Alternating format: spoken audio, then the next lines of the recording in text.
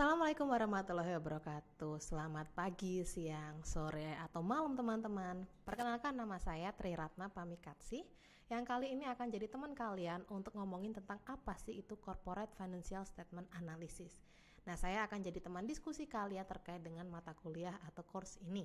Yang pertama, kita harus tahu dulu nih, kenapa sih seorang atau sebagai seorang akuntan itu harus tahu nih apa yang dimaksud dengan corporate analysis statement, atau kenapa kok penting. Nah, kalau kita breakdown lagi, bahwa sepenting apa sih mengenai analisis laporan keuangan ini, karena laporan keuangan ini merupakan salah satu tools atau alat yang paling kritikal atau yang paling krusial dalam sebuah bisnis atau perusahaan.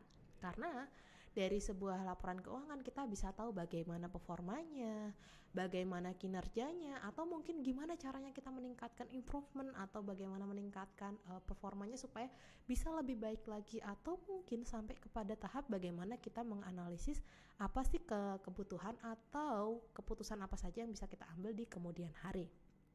Nah, dari mata kuliah ini ada dua hal yang teman-teman harus pahami, bahwa yang pertama, goals dari financial analysis ini adalah untuk mengetahui bagaimana performa keuangan dari perusahaan itu sendiri setiap tahunnya atau setiap periodenya.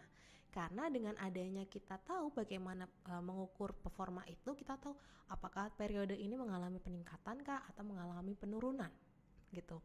Sedangkan yang kedua, laporan keuangan ini kita gunakan sebagai alat forecasting atau peramalan. Jadi kita tahu apa sih yang harus kita tentukan, kita kira-kira apa keputusan apa yang pas yang bisa kita ambil untuk perusahaan ini supaya lebih baik lagi.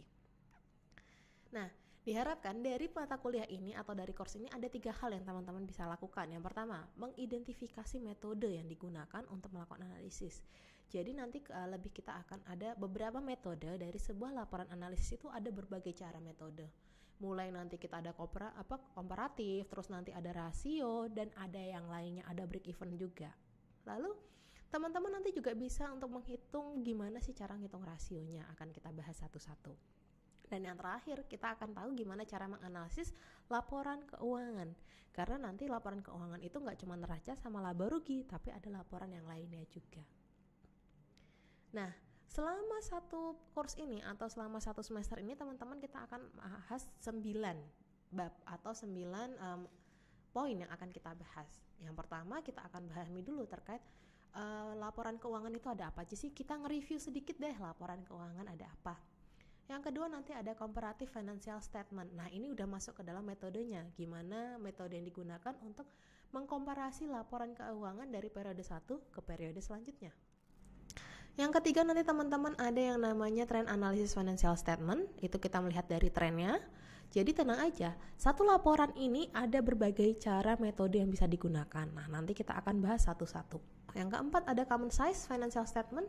Kelima ada liquidity ratio. 6 ada activity ratio. 7 ada probabilitas. 8 ada leverage ratio. Dan yang terakhir kita akan bahas mengenai breakpoint analysis. Nah, nanti akan kita bahas satu-satu. Ini apa sih metodenya? Kenapa kok penting? Gitu. Nah, terkait dengan sistem penilaian di sini, ini nanti berdasarkan dengan diskusi kita di kelas. Saya memberikan kayak exam itu ada 25%, lalu ada assignment atau tugas itu 15-20%, ada quiz itu ada 15-20%. Dan yang terakhir ada case ini nanti kita bisa gunakan secara individual atau kelompok berdasarkan kesepakatan kita nanti akan ada di kelas seperti apa.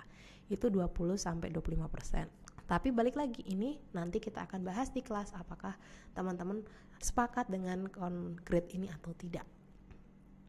Nah, bagi teman-teman yang baik kelas R1 maupun S2 boleh ikut di Google Classroom ini, nanti ada kodenya di sini.